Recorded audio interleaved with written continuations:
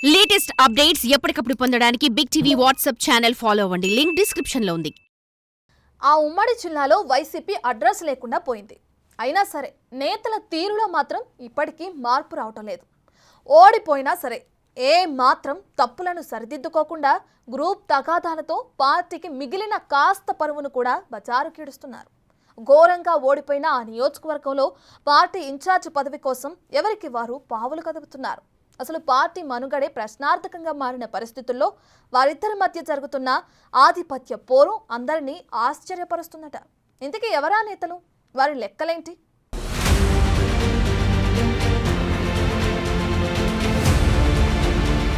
శ్రీ సత్యసాయి జిల్లాలో పెనుకొండ నియోజకవర్గానికి ఒక ప్రత్యేకత ఉంది. పెనుగొండ నుంచి టీడీపీ 6 సార్లు అప్రతిహాతంగా గెలిచి ఆ సెగ్మెంట్లో బలమైన క్యాడర్ ఏర్పాటు చేసుకుంది. పెనుగొండ నుంచి పరిటాల రవి 3 సార్లు, ఆయన చనిపోయిన తర్వాత ఆయన భార్య పరిటాల సునీత ఒక్కసారి గెలుపొందారు. మొత్తంగా ఇప్పటి వరకు 8 సార్లు పెనుగొండ నుంచి టీడీపీ విజయం సాధించింది. 2014 ఎన్నికల్లో మాజీ మంత్రి శంకరనారాయణ వైసీపీ నుంచి గెలుపొందారు. ఆ తర్వాత పరిణామాలు మాత్రం మారిపోయాయి.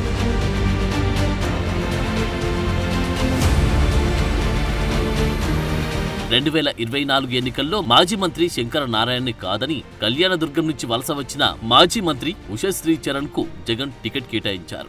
ఆ ప్రయోగం వికటించి ఉషశ్రీ చరణ్ ఘోర పరాజయం పాలయ్యారు. ఇక అప్పటినుంచి పెనుగొండలో పట్టు పెంచుకోవాలని చూస్తున్న ఉషశ్రీ చరణ్ కు అక్కడ పార్టీ పరిస్థితులు కలిసి రావడం లేదంట.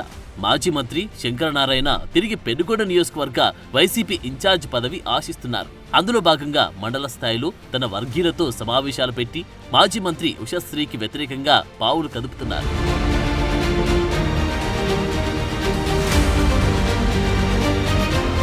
పార్టీ అధ్యక్షుడు జగన్ ఇతర పార్టీ పెద్దల వద్దకు పంపి నియోజకవర్గ ఇన్ఛార్జి పదవి శంకరనారాయణకే ఇవ్వాలని స్థానిక నేతలతో రాయబారాలు నడిపిస్తున్నారంట. అందులో భాగంగా సోమందేపల్లి, గోరంట్ల తదితర మండలాల్లో శంకరనారాయణ వర్గీయులు రహస్యంగా సమావేశం నిర్వహించినట్లు తెలియవచ్చింది. అయితే పెనుగొండ పాలిటిక్స్ లో సెటిల్ అవ్వాలని చూస్తున్న మాజీ మంత్రి ఉషశ్రీ సైతం తనదైన శైలిలో ముందుకెళ్తున్నారు.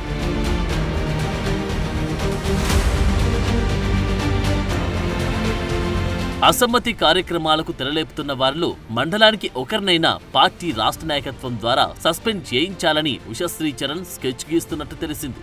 ఆమెను జగన్ పార్టీ జిల్లా అధ్యక్షురాలిగా నియమించడంతో తనకి ఎదురు తిరిగిన వారిని ఇప్పటికే సస్పెండ్ చేసి శంకరనారాయణ వర్గాన్ని బలహీనపరచడానికి పావులు కదుపుతున్నారు. అక్కడి వరకు బాగానే ఉన్నా సస్పెండ్ చేసిన తర్వాత పరిణామాలు ఆమెకు ఊహించని షాక్ ఇస్తున్నాయంట.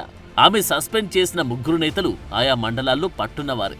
వారంతా కలిసి ఓ కళ్యాణ మండపంలో నిర్వహించిన కార్యకర్తల సమావేశానికి భారీ స్పందన వచ్చింది. ఆ మీటింగ్లో పెనుగొండకు ఉషశ్రీ చరణ్ వద్దు అంటూ పెద్ద ఎత్తున నినాదాలతో హోరెత్తించారు.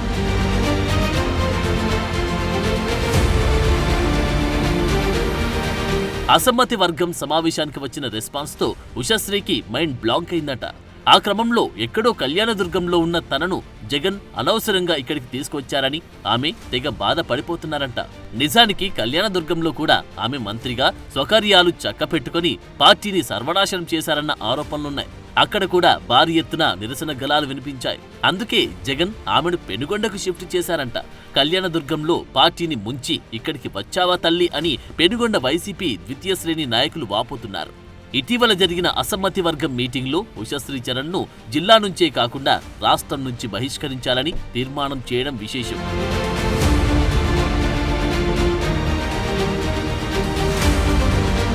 ఉషశ్రీ చరణ్ ఒంటెద్దు పోకడలతో తాము కేవలం 6 నెలలకు విసిగిపోయామని, ఆమె చేస్తున్న ప్రత్యర్థి పార్టీతో తలపడకుండా తమపైనే రాజకీయం చేస్తూ పబ్బం గడుపుకోవాలని చూస్తున్నారని Penugonda YCP cadre ఆరోపిస్తుంది.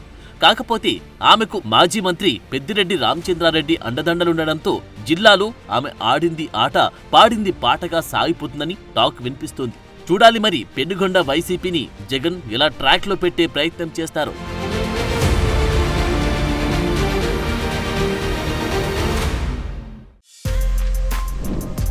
For more videos like this, subscribe Big TV channel.